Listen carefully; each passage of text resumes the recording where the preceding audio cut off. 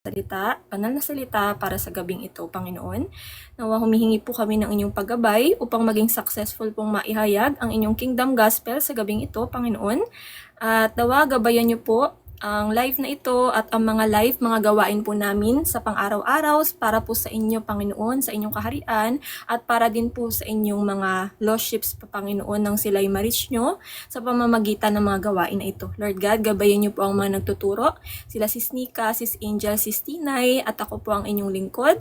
Lahat po ng ginagawa namin ito ay hindi po para sa amin, kundi tanging it's all about you, Lord, it's not about us. Lord God, puspusin niyo po kami ng karunungan sa pang-araw-araw, bigyan niyo po ng kahawan at kagutuman ang bawat isa upang hindi sila mawalay sa inyong presensya at sa inyong kalooban at sa inyong salita, Panginoon. Nawa maisa-isip, maisa-puso at maisa-buhay po nila ang bawat salitang kanilang maririnig sa gabing ito at sa pang-araw-araw nilang binabasa, Panginoon. Lord God, ako po ang maghahayag ng inyong kingdom gospel para sa gabing ito. Holy Spirit, ikaw na po ang gumamit ng aking boses, siyang maghayag at magturo ngayon ng kalooban po ng salita ng katotohanan, Panginoon. Lord God, gabayan niyo po ang bawat isa sa aming mga pinagdadaanan, Panginoon, sa aking mga kapatid, kung meron man po silang mga naiisip na masasama, sa mga atake ng kaaway, sa kanilang isip, Panginoon, kung ano man mga temptations or battles po nila sa pang-araw-araw, bigyan niyo po sila ng karunungan upang mapagtagumpayan ang lahat ng ito, Panginoon. Lord God, protektahan niyo po ang bawat isa. Ganon din po sa aming mga mahal sa buhay, hipuin ang kanilang puso patungo sa inyo at patuloy na kaawaan ang mundong ito pagkat hindi po nila alam ang kanilang ginagawa, Panginoon. Patuloy pa rin silang matigas sa inyong salita at kahit po sila'y sabihan or warningan na kayo'y parating na, sila'y hindi pa rin po naniniwala at hindi pa rin sumusunod sa inyong will. Kaawaan niyo po sila, Panginoon, pagkat talagang hindi nila alam ang kahahantungan nila, Panginoon, kung gaano kahirap sa lake of fire, Panginoon. Lord God, hindi ko na po hahabaan ang panalangin na ito, Panginoon. Kayo na po ang magkaloob ng mga kahilingan ng bawat isa, o kung ito man ay kagalingan, karunungan, or kung ano man po ang kahilingan ng inyong mga elect, Lord, kayo na po ang magkaloob nito nang naaayon lamang po sa inyong kalooban na siyang masunod sa aming mga buhay at hindi na po yung aming kagustuhan, Panginoon. Lahat po ng panalangin namin kasama ang pinakamataas na papuri at pagpupugay, pasasalamat ay mapasa inyo lamang, Panginoong Hesus. Sa inyo po ang kabanalan, kapangyarihan, kaluwalhatian, kaharian, magpasawalang hanggan. In the name of the Father, and of the Son, and of the Holy Spirit, one God. Amen. So start na po tayo, mga kapatid. Ayan. Amen po. Amen po, mga kapatid. Wala pa yung iba nating mga kapatid, no? 19 pa lang tayo. Wait lang. Mag-share lang muna ako ulit.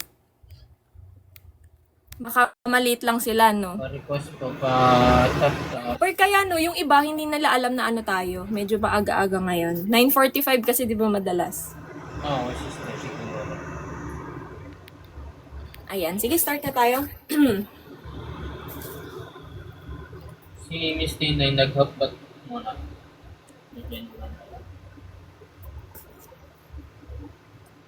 Maya-maya siguro, brother. Baka na nandyan lang po ako magbasa.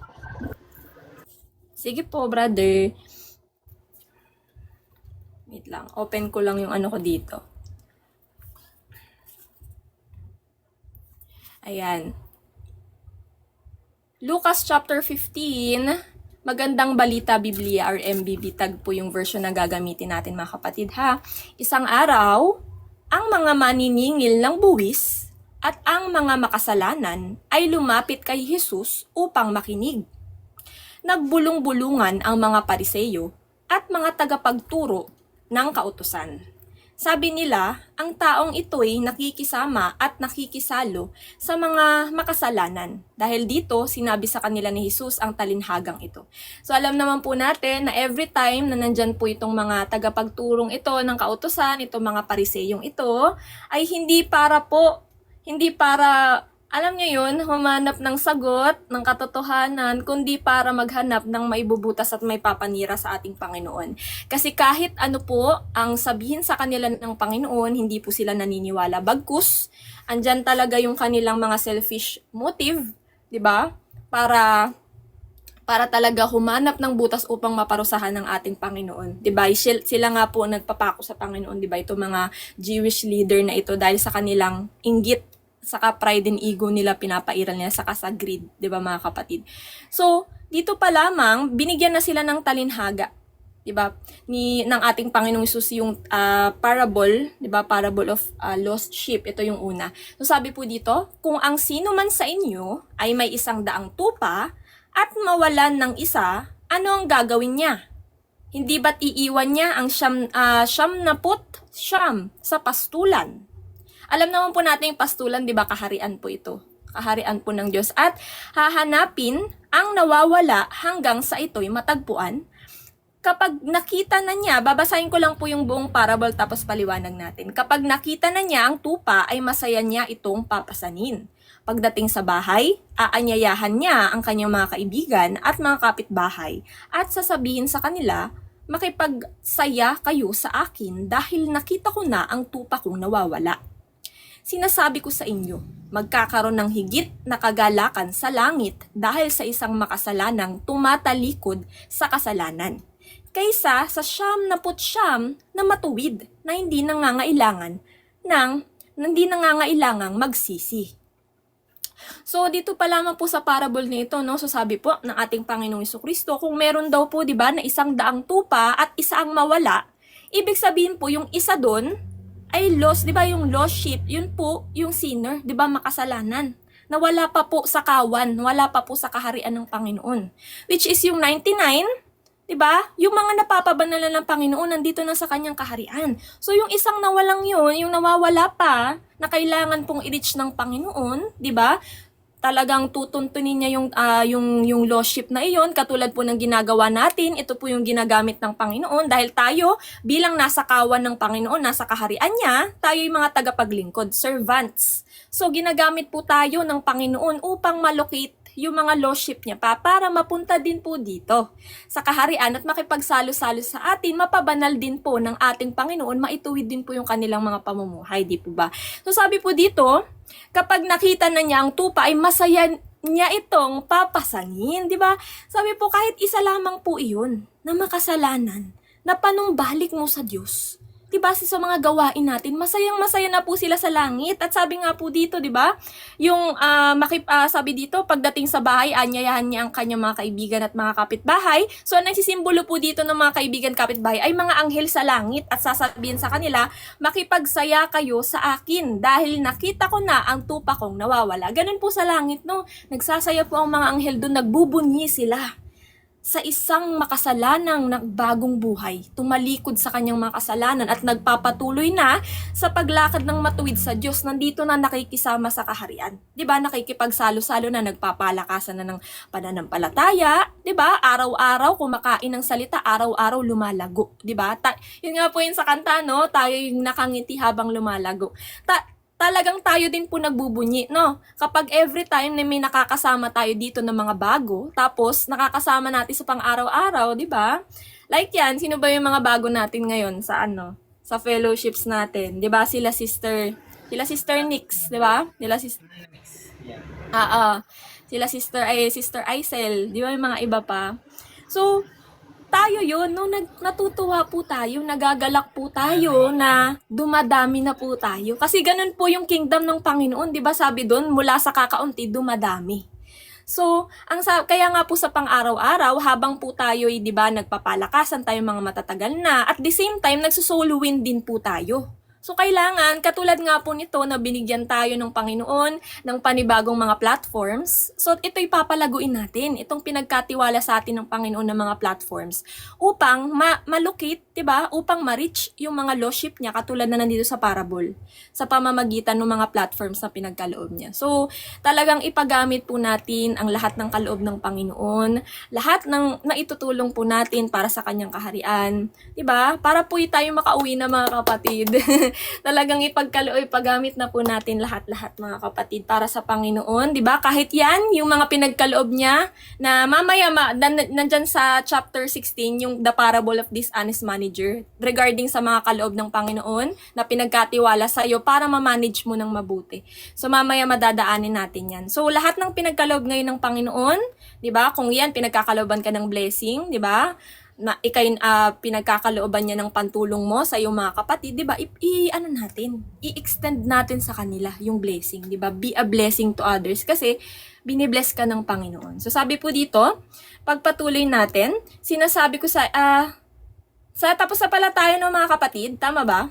Verse 7, sinasabi ko sa inyo magkakaroon ng higit na kagalakan sa langit dahil sa isang makasalanang tumatalikod sa kasalanan kaysa sa 99 na matuwid na hindi nangangailangang magsisi. Amen. So, yung nagsisimbolize nga po ng 99 dito ay tayo, yung mga nasa kingdom na po, na lumalakad na po ng matuwid sa righteousness ng Panginoon, napapabanal niya na sa pang-araw-araw, tinanggihan na po ang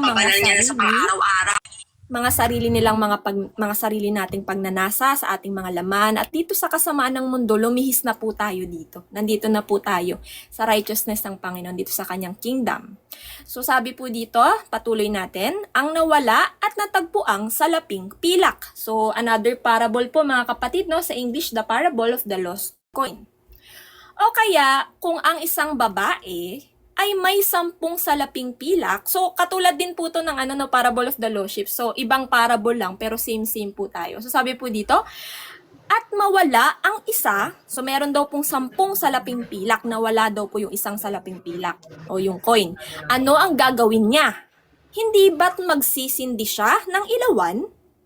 So, yung nagsisimbolize po sa ilawan dito, 'di ba? At wawalisan ng buong bahay at hahanaping mabuti ang nawawalang salapi hanggang sa ito'y kanyang makita.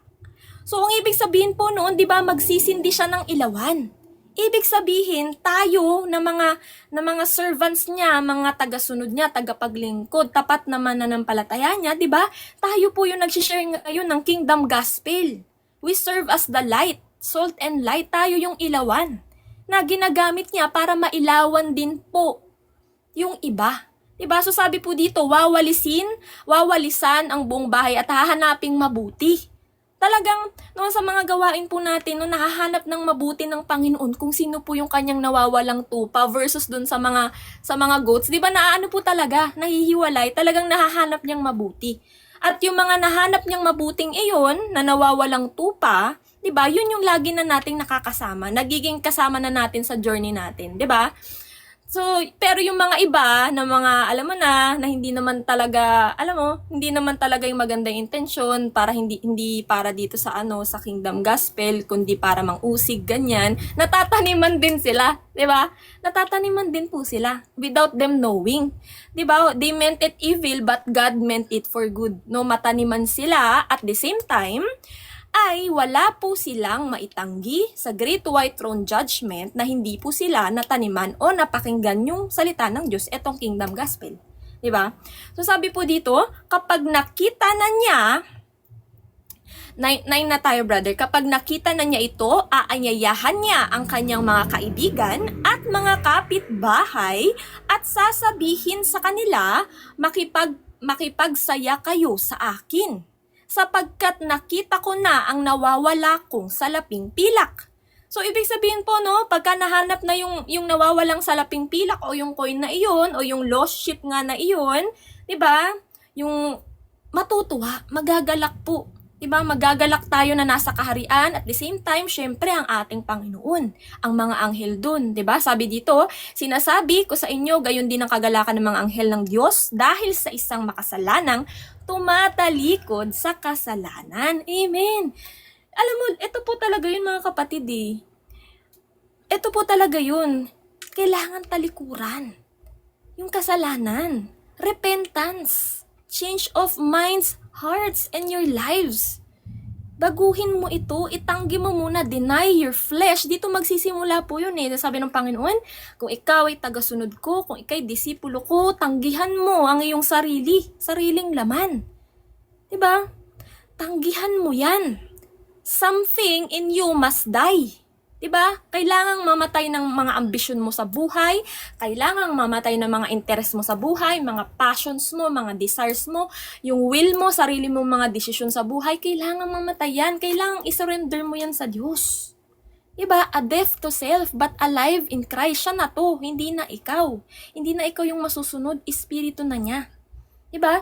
So sabi po doon, diba? Deny your flesh, take up your cross daily, araw-araw po yun. Natatanggihan mo yung iyong sarili. Bibit-bitin mo yung cross. Diba? Yung desire mo, tatanggihan mo. Tapos, sundin mo yung kanyang salita. Kasi ito yung kanyang kalooban. Ito yung kanyang kagustuhan. Magpasakop ka sa kanyang pamamaraan. Kasi yung pamamaraan niya, yun ang makakabuti sa'yo at makakaligtas. At hindi yung sarili mo o ang sinasabi ng mundong ito. Dahil ang sinasabi ng mundong ito ay galing kay Satan. Diba? So siya po kasi ang naghahari dito sa mundong ito. So sabi po dito, no? Dito na po tayo. Ang dalawang anak. The Parable of the Prodigal Son. So, ito, familiar naman po tayo dito mga kapatid, no? So, ano po natin, muli po nating gunitain. Ang lalim, no? Muling gunitain natin ang parable na ito, no? Ang dalawang anak. Sinabi pa ni Jesus, may isang tao na may dalawang anak na lalaki. So, may dalawa daw pong anak na lalaki, no? Sinabi sa kanya ng bunso. So, yung bunso po ha, take note po dun sa dalawa, panganay at bunso. Yung bunso po dito, yung nagsisimbolize, nag-represent sa sinner. 'Di ba? Yung isa naman po, yung matuwid na. 'Di ba? Yung hindi naman po talaga naligaw, 'di ba? Nandito na sa kaharian. So, ganun pa rin po, no? Iisa pa rin po yung ibig sabihin mga kapatid ha. So, sabi po dito, Ama, ibigay na po, sinabi sa kanya ng bunso, Ama, ibigay na po ninyo sa akin ang mamanahin ko. At hinati nga ng ama ang kanyang ari-arian. Pagkalipas ng ilang araw, ipinagbili ng bunso ang kanyang bahagi at nagpunta sa malayong lupain. Nilustay niya roon sa mga bisyo ang lahat niyang kayamanan. So yung kinuha na po niya yung mga mana niya dun sa kanyang ama at ito'y nilustay lamang niya sa mga material na bagay, makamundo, pleasures. So in short po, 'di ba, naging worldly. Itong sinner na ito nandito pa makamundo, makalaman pa siya. So sabi po dito, nang maubos na ito, nagkaroon ng matinding taggutom sa lupaing iyon. Tayo po ito dati. Ganito po tayo dati. Talagang tayo po ay namumuhay lamang sa nasa ng ating laman, 'di ba? At dito sa kasarapan ng mundo, lahat ng ino-offer ng mundong ito, nandito tayo namumuhay. So, nung nagtaggutom na sa lupaing iyon, kaya't siya'y nagsimulang maghirap. So, nakaranas na po siya, no, ng kahirapan dahil po sa kanyang desisyon. So, sabi po dito na masukan siya sa isang taga roon at siya'y pinagtrabaho nito sa isang babuyan. So, nakatagpo daw po siya, no, na magpagtatrabahuhan, isang babuyan. So, doon, nung dati, 'di ba, masarap yung buhay niya, hindi siya, 'di ba, hindi siya magtatrabaho, ngunit dito, kailangan niya magtrabaho para siya'y kumain. So, sabi po, parang, alam mo, napuput sa thought ko dito, parang yung kay Adam and Eve. Dati, 'di ba, pinoprovide ang lahat, ang ganda ng relasyon nila sa Diyos, provide ang lahat, din nila kailangan magtrabaho, pero the moment na nagkasala na sila, mas pinili nila. 'Di ba? Mas pinili nilang magkasala, pinili nilang magrebelde, pinili nilang sumuway sa Panginoon, pinili nila yung mga physical na bagay. Doon na, 'di ba? So, talagang tawag dito, naparusahan sila, 'di ba? Naparusahan po. So doon, kailangan na nilang maghirap ng mga kakainin nila. Yun nga yung curse, 'di ba, kay Adam? Na lahat, kailangan mo maghirap, yung dugot pawis mo. Yan yung pupuhunanin mo para makakain yung pamilya mo, 'di ba? So yun po yung dito. Katulad kay Adam and Eve. Na dati, ang ganda ng ano mo pero mas pinili mo na maghirap. So sabi po dito na masukan siya sa isang taga roon dahil lamang to ha, sa isang maling desisyon sa buhay. Sabi nga po sa Ecclesiastes, nandun po yung topic po natin kahapon, na yung isang, 'di ba, yung isang maling kamangmangang desisyon mo, pwedeng maruwin yung buhay mo. Isang maling kamangmangang desisyon mo na wag pang sumunod sa Diyos, hindi mo hawak ang buhay mo. Nawala ka sa mundo. O saan ka pupunta? Impyerno. Pagdating ng Panginoon, lake of fire pa. 'Di ba? So, itong isang maling desisyon mo ay pwedeng magdala sa'yo sa kapahamakan talaga, mga kapatid. So sabi po dito, verse 15, na masukan siya sa isang taga roon at siya'y pinagtrabaho nito sa isang babuyan sa tindi ng kanyang gutom at dahil sa wala namang nagbibigay sa kanya ng pagkain, halos kainin na niya ang mga pinagbalatan ng mga bungang kahoy. Di ba ang titigas nun? Ang tigas ng balat na, no? Mga pinagbalatan na pinapakain sa mga baboy. Kita mo, ang sarap ng buhay mo, pinagpalit mo dito, na para kang naging isa sa baboy. Para ka ding kaisa dun sa baboy na kumakain ng mga kinakain ng baboy. Ganun dito sa mundo, mga kapatid. Kaisa ka ng mga makamundong tao.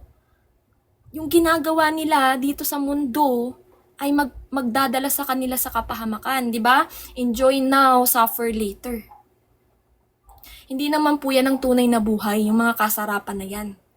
Balat kayo lamang po yan.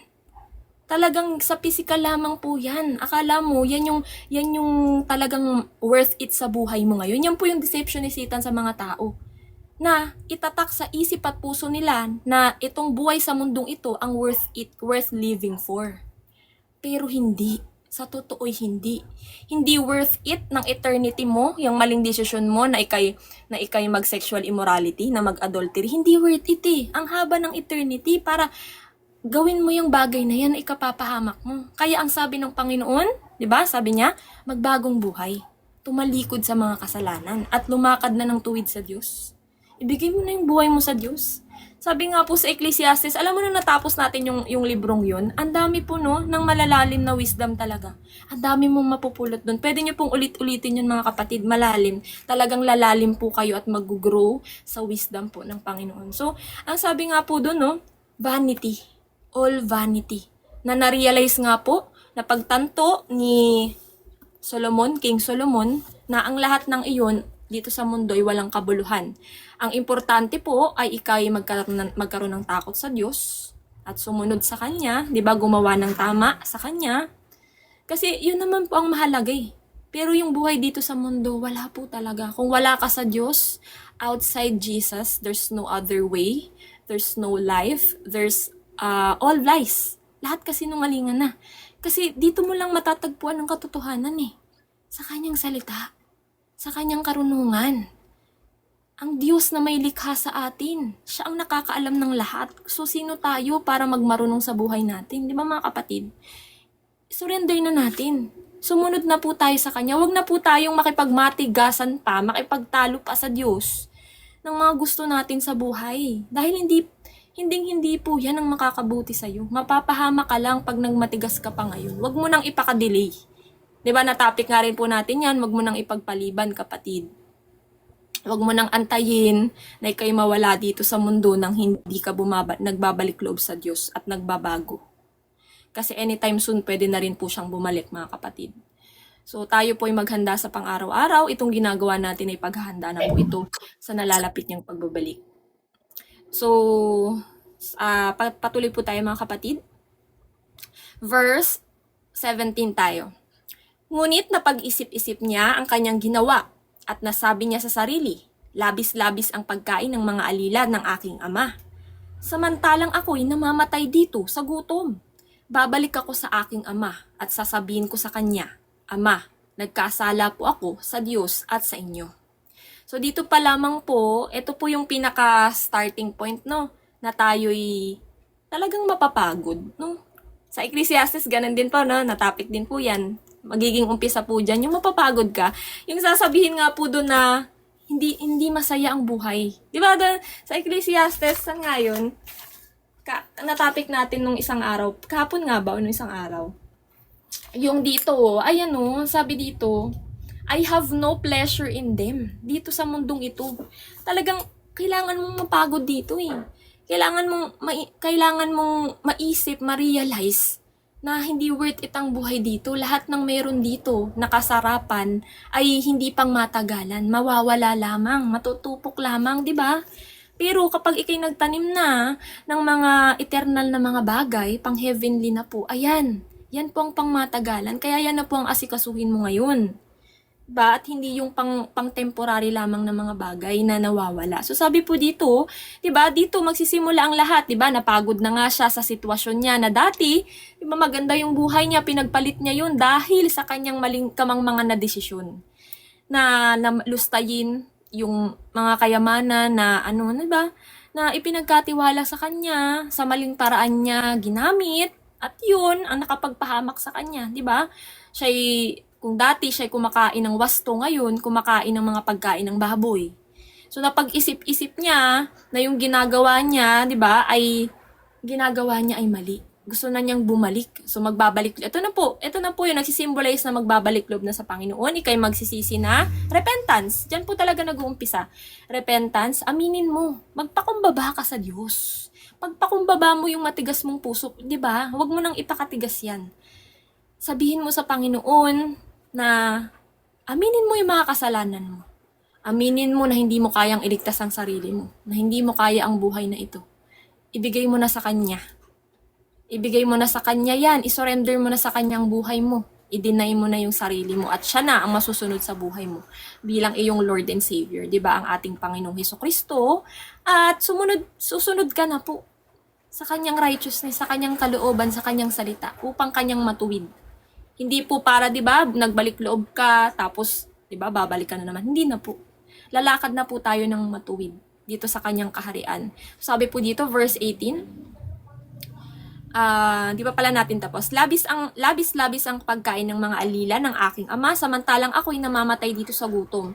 Babalik ako sa aking ama at sasabihin ko sa kanya, Ama, nagkasala po ako sa Diyos at sa inyo. Hindi na po ako karapat-dapat na tawaging anak ninyo. Ibilang na lamang ninyo akong isa sa inyong mga alila. At siya'y nagpasyang umuwi sa kanila. So, heto na po yun mga kapatid, no? Umuwi na po siya, talagang inamin. Pinagpakumbaba na po siya, no? Nagpakababang loob na po siya dahil po yung lahat ng kanyang, inamin niya na yung mga mali niyang desisyon sa buhay na ito'y wala pong maidudulot na maganda. Diba? So, tatalikuran na yung lahat ng yan. At heto, nandito ka na ulit, nagbalik loob ka na po sa Diyos. So, sabi po dito, malayo pa, natanaw na siya ng kanyang ama.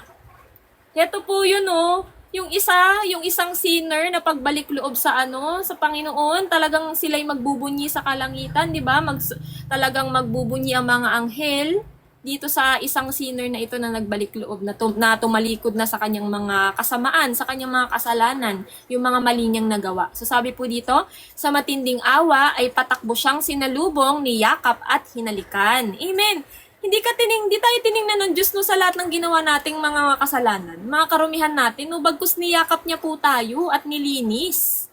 Pagkalinis niya po sa atin ng kanyang banal na dugo, ay kanya tayong dinamitan, spiritual ng kanyang righteousness na siya po nating sinusunod ngayon. Na pinapanatili po natin na walang bahid dungis.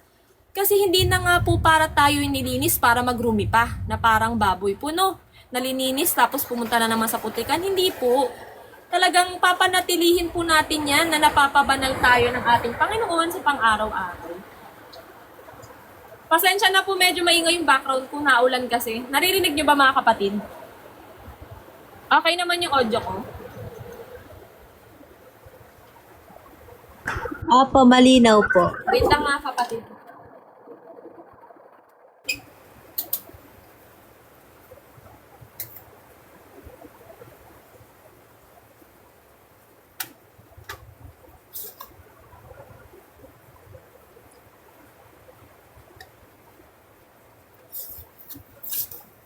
Okay naman, sige. Sinarado ko lang yung bintana. Pagpatuloy natin mga kapatid. So sabi po dito, verse 21, ba? 'Di ba nung niyakap, sinalubong, hinalikan, hindi siya, alam mo yun, walang panunumbat. Hindi ka susumbatan ng Diyos sa mga nagawa mo. Bagkus, pagka nakita niya yung puso mo, buong pagpapakumbaba, papatawarin ka niya, may kapatawaran ng mga kapatid eh. Kaya nga po, di ba napako ang ating Panginoong Kristo sa krus para siya yung nagbayad ng kabayaran, ng penalty, which is kamatayan. At yung kanyang banal na dugo, yun yung naglinis po sa atin. Yun yung kapatawaran sa ating kasalanan. So, sabi po dito, si David ng anak, Ama, nagkasala po ako sa Diyos at sa inyo. Hindi na po ako karapat-dapat na tawaging anak ninyo. Ngunit tinawag ng ama ang kanyang mga alila. Dali, kunin ninyo ang pinakamagandang damit. Ito, at bihisan ninyo siya. Suotan niyo siya ng singsing at ng sandalyas. Amen. Alam niyo nga po, no, talagang napakabuti po ng Panginoon. Hindi po talaga tayo tiningnan, hindi tayo sinumbatan, hindi tayo hinusgahan sa ating mga nagawang kasalanan, bagkus tayo kanyang pinatawad. Tayo kanyang inaring ganap, 'di ba? Tayo Hindi lang naging kabati, kundi tinuring niyang kanya. Diba? Dating kalaban, kaaway tayo ng Diyos dahil sa kasalanan. Ngayon, nagbabalik loob na tayo sa Diyos. Talagang we are sons and daughters, heirs of the kingdom. Di ba mga kapatid? So sabi po dito, ito yung sinabi niya sa verse 21 nitong bunso na, di ba, na sinner. Ito yung pagpapakumbaba. Di ba sabi niya na hindi na po ako karapat dapat na tawaging anak ninyo. Doon, sign of humility po yun mga kapatid. Diba? Hindi siya naging mapagmataas na sinabi. Yung mga mapagmataas na mga sinasabi, di ba? Hindi. Bagkus siya'y nagpakumbaba. Kasi inamin nga niya na sinayang niya yung pagkakataon, di ba, sa kanyang mga maling desisyon. Sabi daw, imbis na daw na hindi daw siya karapat dapat na tawaging anak dahil nga sa mga nagawa niya. Ngunit, sabi ng Panginoon, di ba, damitan siya. Yung damit spiritual, yun yung ibig sabihin, di ba, yung dinamit po sa atin, na siya nating pinapanatili ngayon, na walang bahid dukis, di ba? Suotan ninyo siya ng singsing at sandalyas, katayin ninyo ang pinatabang guya, at tayo'y kumain at magdiwang. Amen. Sapagkat ang anak kong ito ay namatay na, ngunit siya ay nabuhay. Amen. Di ba, parang tayo'y namatay spiritual, dahil nga po, di ba, sa ating sinful nature, tayo po ngayon ay patay sa flesh, ngayon buhay na sa espiritu ng Panginoon. Alive in Christ na po tayo. Siya na po ito. Yung dating tayo na makasalanan ay talagang binaon na po. Hindi na po tayo ito. Patay na yung dating tayo na makalaman at makamundo kasamang namatay sa krus ng Kalbaryo sa pagkamatay or crucifixion ng Panginoon. At yung resurrection niya, muling pagkabuhay ay tayo. Ang muling nabuhay ay hindi na po yung ating laman, kundi buhay tayo ngayon, born again, pinanganak muli sa Espiritu ng Diyos. So yan na po yung masusunod sa atin mga kapatid. Ang Espiritu na po ng Diyos na magbibigay po sa atin ng katuwiran, di ba?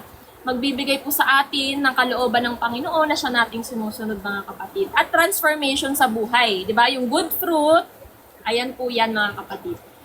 Verse 22 na, saan ba tayo? 24. Sapagkat, ayan, ngunit siya ay nabuhay, nawala, ngunit muling natagpuan, at sila nga'y nagdiwang. Amen. Sabi po dito, nasa bukid noon ng anak na panganay. So ito naman po, yung panganay naman, ito yung nag-symbolize sa, yun nandito na po, sa kingdom, hindi po siya nawalay sa Panginoon, nandito siya sa kingdom. Diba? Matuwid po. Yun nga lang, dito, meron po sa kahuli-hulian, may papaliwanag po ako dito. Sabi po dito, nang umuwi siya at malapit na sa bahay, narinig niyang ang tugtugan at sayawan. Tinawag niya ang isang utusan at tinanong, bakit? Anong mayroon sa atin? So napansin na po nung panganay na bakit daw sila nagkakasiyahan, ano daw meron. Dumating po ang inyong kapatid, sagot ng alila. Ipinapatay po ng inyong ama ang pinatabang guya dahil ang inyong kapatid ay nakabalik ng buhay at walang sakit. Nagalit ang panganay at ayaw niyang pumasok sa bahay. Nagalit daw po yung panganay mga kapatid. Pinuntahan siya ng kanyang ama at pinakiusapan. Ngunit sumagot siya, pinaglingkuran ko kayo sa loob ng maraming taon at kailan may hindi ko kayo sinuway. Ngunit ni minsay hindi ninyo ako binigyan ng kahit isang maliit na kambing para magkasayahan. Kami ng aking mga kaibigan. Subalit nang dumating ang anak ninyong ito na lumustay ng inyong kayamanan sa masasamang babae, ipinagpatay pa ninyo siya ng pinatabang guya. Sumagot ang ama. Sumagot ang ama. Anak, lagi kitang kapiling.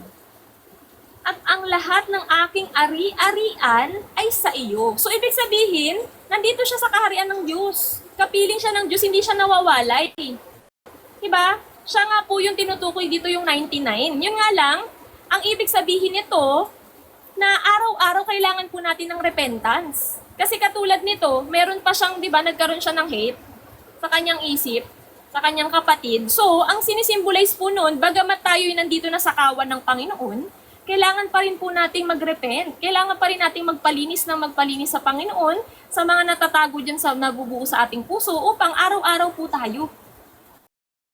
Diba? Na malinis ng Panginoon. So yun po yung ibig sabihin dito. Nasabi nga po ng Panginoon, hindi ka naman nawali sa akin, nandito ka palagi sa piling ko. Lahat ng ari-arian ko ay sa iyo. Nararapat lang na tayo'y magsaya. at magdiwang sapagkat namatay na ang kapatid mo. Ngunit nabuhay, nawala, ngunit muling natagpuan. Amen. From yun yung kapatid, di ba, symbolizes nga na yung sinner na nagbalik loob. Dating patay spiritual, ngayon nabuhay na. Diba, sa spirito ng Diyos, nandito na rin sa kanyang kawan, bumalik na po ito yung lordship. Na tayo po iyon dati, no? Yung lordship na iyon na natagpuan ng Panginoon, na pinunta niya po dito sa kanyang kawan, sa kanyang kaharian, mga kapatid. So, yun lamang po, no? Talagang iisa yung ano niya, no? Iisa po yung ibig sabihin, pero iba't ibang mga kwento lang, iba't ibang parable, pero iisa lamang po, mga kapatid. So, sabi po dito, yes, Tinay, po, good evening po. Everything is spiritual, mga kapatid. Talagang wala po dito ang totoong buhay sa physical world, sa mundo, sa mga nakikita, kundi spiritual po. At yan na po dapat yung pinagpopokusan natin. Yan na po dapat yung pinupundar natin, spiritual things, 'di ba? Yung pang-spiritual na po, 'di ba? Pang-eternal na po, mga kapatid. Amen. Every day is a battle. Yes po, Brother Jeff. Battle in spiritual na, mga kapatid. Pagpatuloy po natin,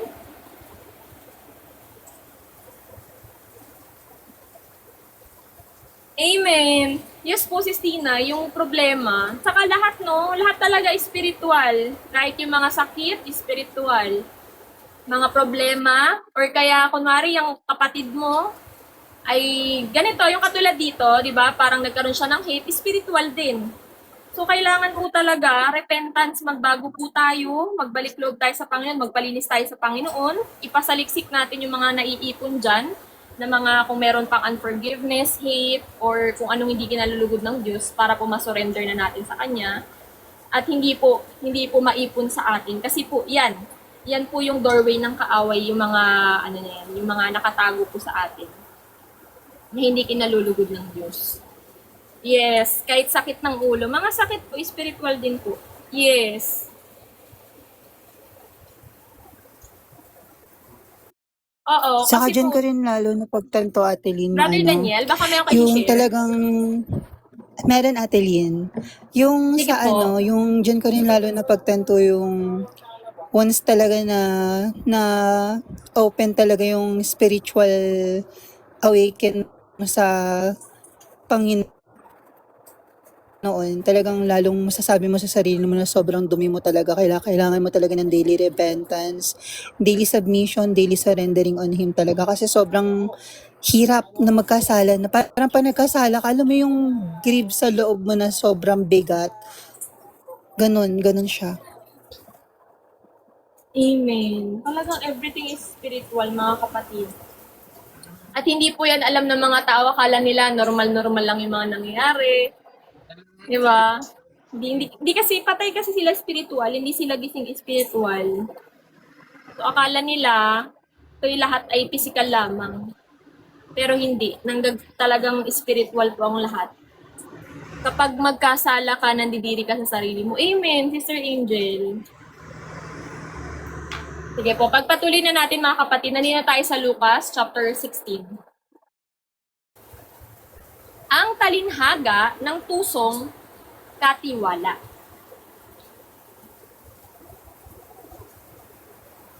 Wait lang, mga kapatid. Ayan. Sinabi rin ni Jesus sa kanyang mga alagad, may taong mayaman na may isang katiwala. May nagsumbong sa kanyang nilulustay nito ang kanyang ari-arian. So sa English po, no, parable of dishonest manager po tayo, ha. Ayan yung parable. Kaya't ipinatawag niya ang katiwala at tinanong, ano ba itong naririnig ko tungkol sa iyo? Ibigay mo sa akin ang ulat ng iyong pangangasiwa sapagkat tatanggalin na kita sa iyong tungkulin. So dito pa lamang po, mga kapatid, tayo po, no, ito po mga katiwala, mga servant ng Panginoon, mga tagapaglingkod ng Panginoon.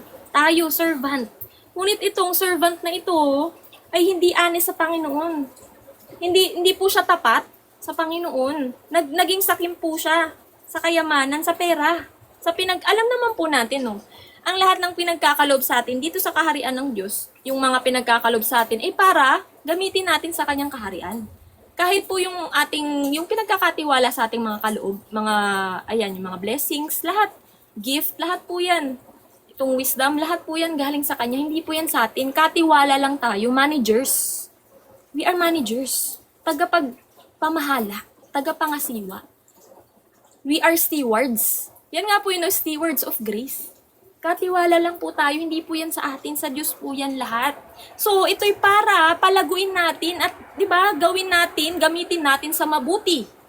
Para dito sa Kanyang kaharian, para matulungan po yung ating mga kapatid. Di ba? Pero itong dishonest manager na ito o yung servant na hindi tapat sa Diyos, naging sakim po siya. Doon sa pinagkatiwala po sa kanya, nilustay niya po. Ayan, nung sabi, nilulustay niya. Diba? Nito ang kanyang ari-arian. Nilulustay po yung pinagkatiwala po sa kanya. So sabi po dito, verse 2, ayan, sabi po dito, tatanggalin na kita sa iyong tungkulin. So, ibig sabihin po, pwede yung bawiin sa'yo ng Panginoon. Kasi sa Kanya yan pwede yung bawiin sa'yo. Pero yung dito po, at alam mo mga kapatid, i-share ko lang ha, pwede kang gamitin ng Diyos para maligtas ang iba. Pero kapag ikaw ay hindi mo ginagawa, diba, yung tama sa Panginoon, pwedeng ikaw hindi maligtas at yung iba na ginamit na naligtas sa pamamagitan mo, pwede silang maligtas. Diba? Tapos ikaw hindi. Kasi hindi mo ginagawa yung kalooban ng Panginoon. Pero pwede kang gamitin. Sa kanya, 'di ba? Pwede kang gamitin para sa purpose ng Panginoon. So sabi po dito, verse 3, sinabi ng katiwala sa kanyang sarili, ano ang gagawin ko? Aalisin na ako ng aking amo sa pangangasiwa. Hindi ko kayang magbungkal ng lupa, nahihiya naman akong magpalimos. So heto po mga kapatid, Etong hindi tapat na tagapaglingkod ng Panginoon ay imbis na magsisi, imbis na magbago, ay iisip pa po siya ng paraan para sa kanyang mga sariling lamang, para sa kanyang sarili. 'Di ba sabi po dito, alam ko na ang aking gagawin. Maalis man ako sa pangangasiwa ay may tatanggap naman sa akin sa kanilang tahanan. So, ibig sabihin po nito, dito po yan sa mundo. Diba? So, sabi po dito, kaya't isa-isa niyang tinawag ang mga may utang sa kanyang amo. Tinanong niya ang una, magkano ang utang mo sa aking amo? Sumagot ito, 100 tapayang langis po. Kaya sabi ng katiwala, heto ang kasulatan ng iyong pagkakautang. Dali, maupo ka't, palitan mo, gawin mong 50. Basahin ko lang po ito mga kapatid, paliwanag natin mamaya. At tinanong naman niya ang isa, ikaw, gaano ang utang mo? Sumagot ito, 100 kabang trigo po. Heto ang kasulatan ng iyong pagkakautang, sabi niya. Isulat mo, 80. So, binabawasan niya. Diba? Binabawasan niya yung mga utang. Ito kasi, alam naman po natin kung sino yung may mga utang na to, mga makasalanan. Diba? Na nandito namumuhay sa mundo. So sabi po dito, pinuri ng amo ang madayang katiwala dahil sa katusuhang ipinamalas nito. Sapagkat ang mga makasanlibutan ay mas tuso kaysa mga makadiyos sa paggamit ng mga bagay ng mundong ito. Amen. So ibig sabihin po dito, itong di ba nga po siya, sakim sa pera. So nagiging katulad po siya ng mga makamundong tao. Di ba, na may greed. Merong selfish motive, selfish ambition, na imbis po magsisi, di ba, humingi ng tawad sa Panginoon sa kanyang ginagawa, magsisi at magbago, magpatuloy sa Panginoon, ay bagkus ang ginawa po niya, di ba, parang humihingi po siya ng simpatsya dito, para nga po siya'y patuloyin. Itong mga makasalanang taong, makamundong taong ito. Kaya nga, dun sa ginagawa niya, di ba, binabawasan niya yung utang, ibig sabihin, di ba, para din sa selfish motive niya, para siya'y patirahin. Di ba nga, sabi nga niya, para may magpatira sa kanya pag pinalayas na siya. So, ibig sabihin, talagang magiging kaisa ka, di ba, babalik siya dito sa mundo. Yun po, yun in short. Talagang gusto niyang, di ba, tumalikod. Maging kaisa muli ng mundong ito. So sabi po dito, pinuri siya ng amo sa madayang katiwala. Pinuri siya dahil sa katusuhang ipinamalas nito. Sapagkat ang mga makasanlibutan ay mas tuso kaysa sa mga makadiyos. Kasi tayo, alam niyo po tayo, may contentment tayo Maganda, wala po tayong mga tinatagong motibo. Wala po tayong selfish motive dito. Malinis yung ating mga konsensya sa ating mga ginagawa. Wala po tayong mga selfish intention o mga bad intention dito. Talagang pure. Pure yung ating puso sa paglilingkod sa Panginoon. Unlike po itong hindi po tapat sa Diyos, meron siyang selfish ambition eh. Iba yung intention niya, iba yung heart posture niya sa ginagawa niya. Pansarili lamang niya. Diba? Gawain niya ng makamundo. So, nagiging kaisa ka ng mundo. So, dito, ang sabi po dito, pinaliwanag to ng Panginoong Hesukristo dito sa mga susunod na mga verse. So, sabi po dito, at nagpatuloy si Jesus sa pagsasalita. Kaya't sinasabi ko sa inyo, gamitin ninyo ang kayamanan ng mundong ito sa paggawa ng mabuti. Amen.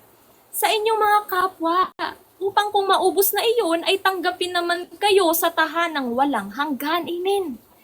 So, kung ano po yung pinagkaloob sa inyo na kayamanan, diba? Dito sa lupa, kunwari, kayo pinagkalooban ng Panginoon, nitong ganitong halaga, meron kayong ganitong halaga. Paggamit nyo dito sa kanyang kaharian. Hindi sa pansarili nyo, hindi sa pagpapayaman. Hindi sa mga masasamang bagay, di ba? Hindi sa mga makamundong bagay. Dito nyo po gamitin sa kanyang kaharian. Tulungan mo yung mga kapatid mo na nangangailangan. Diba? Yung mga mahihirap. Tulungan mo sila. Talagang yung nasa puso po, no? Nasa puso. Kung talagang gusto mong ipagamit yung ano mo, no? Ipagamit yung buhay mo sa Panginoon at itong mga kaloob niya dito sa kanyang kaharian. So sabi po dito, para tanggapin ka sa tahanang walang hanggan sa piling ng Panginoong Hesukristo. Diba mga kapatid? So ang mapagkakatiwalaan sa maliit na bagay ay mapagkakatiwalaan din sa malaking bagay. Ang mandaraya sa maliit na bagay ay mandaraya rin sa malaking bagay. So, alam niyo po, perfect example dito. Yung mga, alam mo naman dito sa mundo, na nagiging greed po sa pera. Yung talagang sila'y nangangaral ng salita ng Diyos, pero meron silang mga selfish motive. Hindi po sila nagiging tapat sa Panginoon. Di ba? Talagang pinagkatiwalaan sila ng Panginoon upang para doon sa mga tao, 'di ba, mapangaralan sila ng mabuting balita, ng mga salita ng Diyos upang sila'y maligtas. Ngunit ikaw, iba yung intention mo. Paano kapag kakatiwalaan ng Panginoon sa mga bagay na iyan kung hindi mo yan ginagamit sa mabuti? Hindi mo ginagamit para sa kalooban ng Panginoon. Paano kanya pagkakatiwalaan sa mas malalaking bagay, 'di ba?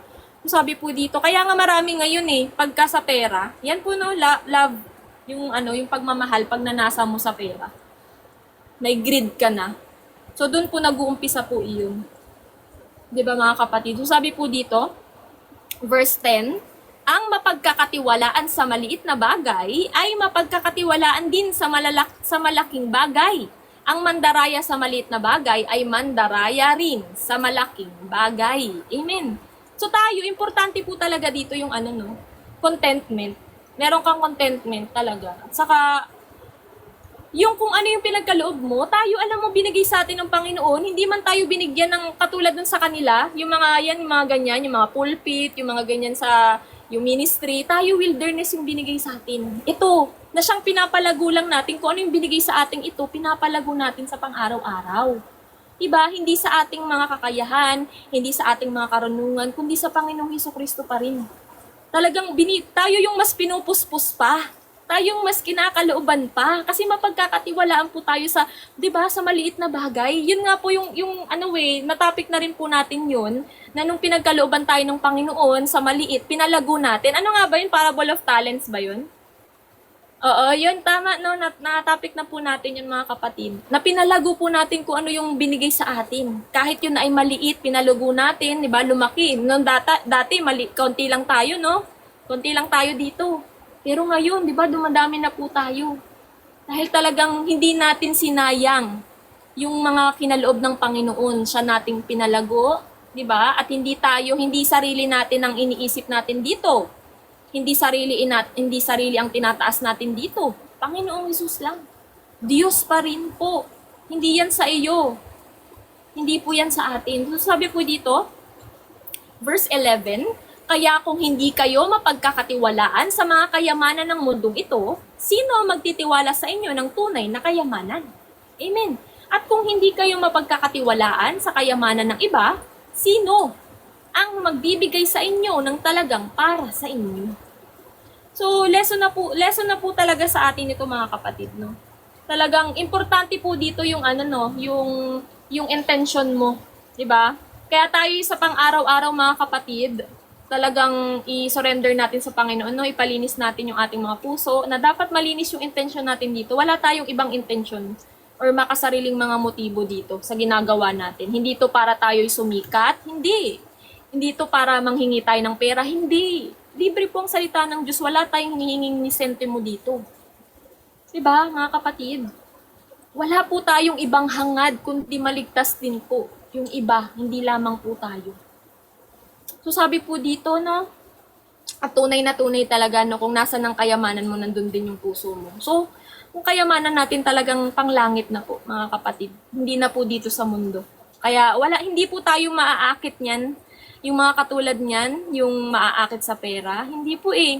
Kasi we already, tawag dito, gave up that. Yung ambition mo sa ganun, yung pagpapayaman, wala na sa atin yun. May contentment na tayo. Kasi alam natin ng lahat ng yun, pagka doon tayo natuon, nandun ang kayamanan natin sa mga material na bagay, makamundong bagay, kasama tayong matutupok nito. Diba? Ng mundong ito. Sa huli. At yan po yung nagagamit ni Satan sa mga tao, yung pagmamahal nila sa pera. Kita niyo yung mga tao. Diba? Bibigyan ni Satan ng mga, mga bagay para maghangad pa ng maghangad. Kung meron ka na ngayon, meron ka ng tawag dito, may bahay ka na, o gusto mo na naman, kotse. Taas ng kotse, hindi ka na naman masasatisfy, maghahanap ka na naman, kailangan mo business. O, diba? Hindi ka masasatisfy mga kapatid dahil nga sa pera. Pagmamahal mo talaga dyan. Hindi matatapos. The more cravings mo dito sa mundo, the more kang magkakaroon ng stress, maghahangad ka pa ng maghahangad, hindi matatapos. Nandun ka nga po sa cycle ng slavery. Slave ka dun sa pera. Slave ka dyan. Which is nagiging idol mo. Di ba mga kapatid? Yun nga po yung mga kapatid, yun po yung tawag dito, hindi lamang po sa bagay, hindi lamang po sa pera, kundi yung laman mo. Na-idol mo yung sarili mo, di ba? Kasi, yan po yung greed or covetousness, yan po iyon mga kapatid. Paghahangad mo ng paghahangad, di ba? Walang kabusugan ng iyong laman sa pagpapayaman. Naghahabol ka lamang ng hangin. Amen. Nandyan po yan sa Ecclesiastes, sabi po ni King Solomon, na lahat ng yan dito sa mundo, para ka lamang naghahabol sa hangin. Hindi, di ba, hindi mo naman mahabol yung hangin, hindi mo nga mahawakan. So, ganyan po yan, para ka naghahabol sa wala. Kapahamakan lamang po ang abot yan, yung ginagawa mong yan. So, sabi po dito, verse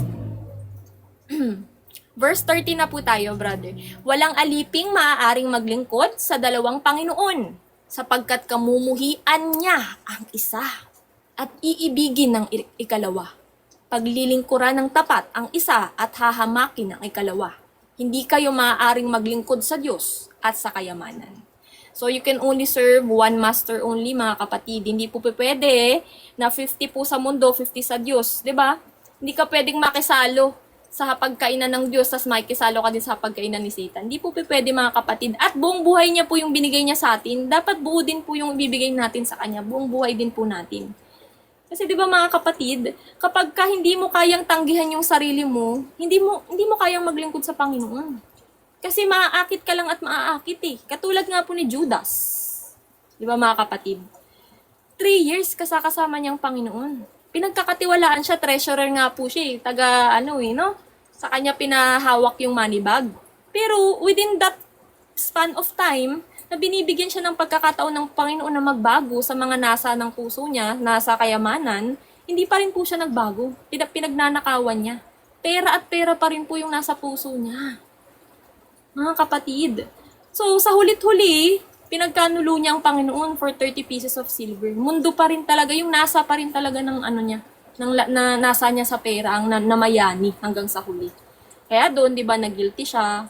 Hindi siya katulad ni Peter na nagbago, nagrepent, at nagpatuloy sa Panginoon. Siya hindi, nag-guilty at nagpakamatay, mga kapatid. So, yun po, you can only serve one master po. Kasi we are created to serve one master. Our Creator only. Isa lang po. Hindi po pwede pagkadalawa, hindi po yan totoo, yung isa. Di ba? Yung isa, nadidespise mo, nakakamuhian mo, yung isa, yun yung sinasamba mo. Hindi po yun totoo na, di ba, pagkadalawa, nandito ka sa Diyos, tapos makamundo ka pa rin. Wala pong katotohanan dun. Kaya makikita mo po talaga sa bunga kung totoong may Diyos iyan. Makikita mo sa pananalita, pamumuhay, sa behavior, makikita mo talaga. Diba? Kaya nga din po yung sinasabi ni Sis Tinay, malalaman natin pag sinabi kung ano yung nasa isip mo ngayon, kung ano nasa puso mo ngayon, malalaman kung anong Diyos mo Diba? Kung totoo ka ba talagang may Diyos. Kasi kung totoo kang may Diyos, makikita yan sa bunga, mabuting bunga. Pero pag walang mabuting bunga, walang Diyos. Walang Diyos dun. Ginuloko mo lang yung sarili mo, kapatid. Kung sabi po dito, verse 14. Connected din siya atilin sa Proverbs 23. Amen. Praise God. Oo, Proverbs 23. Tingting ako nga. Wait lang nga, kapatid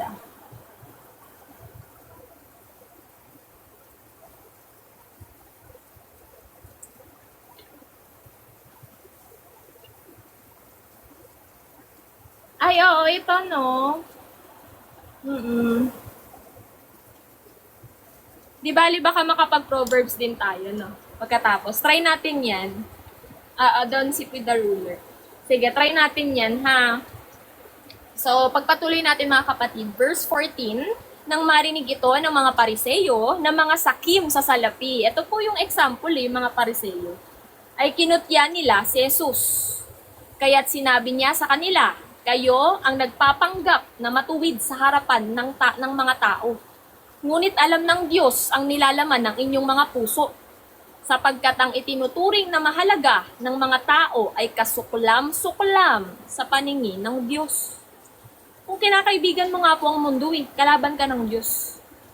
So kung katulad ng mga parisiyong ito, ng mga sakim sa salapi, kaya nga po nila pilit sinisiraan ng Panginoon dahil natatakot sila na nandun naman manampalataya mga tao. Wala na makikinig sa kanila. Wala na magsisimba dun sa mga sinagoga nila. Diba? Wala nang makikinig sa kanila. Wala nang magbibigay ng mga, diba, mga tithes, mga ikapu.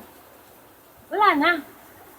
So, dito po mga kapatid, talagang sabi po dito ng Panginoon, mapagpanggap kayo na matuwid lamang. Hindi matuwid sa Diyos matuwid lamang sa sarili. Matuwid lamang sila sa mga sarili nila. Righteous in their own eyes. Ngunit hindi matuwid sa Diyos. Kasi sabi ng Panginoon, di ba, Matthew chapter 23, yung mga woes ng Panginoon, nirebuke niya itong mga pariseyong ito. Na panlabas lamang po ng hypocrisy yung pinapairal nila. Panlabas lamang. Yung kanilang nililinis pero yung loob hindi. Nabubulok na di ba? Madudumi.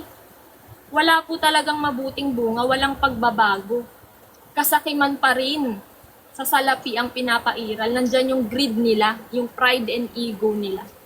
Sabi po dito, ang kautusan ni Moises at ang isinulat ng mga propeta ay may bisa hanggang sa pagdating ni Juan na tagapagbautismo. Buhat noon ay ipinangangaral na ang magandang balita tungkol sa kaharian ng Diyos. At ang lahat ay nagpupumilit na makapasok dito. Mas madali pang maglaho ang lahat ang langit at ang lupa kaysa mawalan ng bisa ang kahit isang tuldok ng kautusan. Amen. So ang sabi po dito mga kapatid, di ba yung kautusan ni Moises, yung law of Moises, yan po isinulat, di ba? Isinulat, naging guardian po until the coming of the Messiah, of the Lord Jesus Christ. Shadow lamang po, guardian lamang po. Para po dun sa magfulfill. Diba? Sabi nga po dito, sa salita, diba, na hindi po pumunta ang Panginoon para i-abolish yung law, kundi i-fulfill. Kasi po, nakakita po ng kahinaan dun sa law, na hindi nga po masunod-sunod ng mga tao. Kasi nga po, pag ikay nagkasala, kaparusahan agad. Death ang dala po nito ng old law. Samantalang itong new law, 'di ba? Pagmamahal, ipinasa loob ng Panginoon sa pagmamahal para natural nung nasusunod. Natural na umiiral sa iyo pag nandito ka na sa kaharian ng Diyos. Pagmamahal, na pag sinabi mo na mahal mo ang iyong kapwa, hindi ka magkakasala sa kanya, hindi ka gagawa ng hindi nila, ng ayaw mong gawin sa iyo. Kasi dang nasa utos, di ba? Love your neighbor as you love yourself. Di ba mga kapatid? So sabi po dito, kapag hiniwalayan ng isang lalaki ang kanyang asawa at mag-aasawa sa iba, siya ay nagkakasala ng pangangalun niya. At ang mag-aasawa naman sa babaeng hiniwalayan ay nagkakasala rin ng pangangalun niya. Sa makatuwi po na ano yan, no? Na topic po yan sa Matthew. Nandyan po yan sa Matthew, ang alam ko mga kapatid. Saan nga ba yun? Matthew chapter 5, verse 31 to 32. Nandyan din po yan. Na yung sa pangangalun niya or adultery. Na ang sabi po dito, no? Pinaalala lang po na kapag ang lalaki, yung hiniwalay niya yung kanyang asawa para sa iba, may involve po na another person. Para sa iba.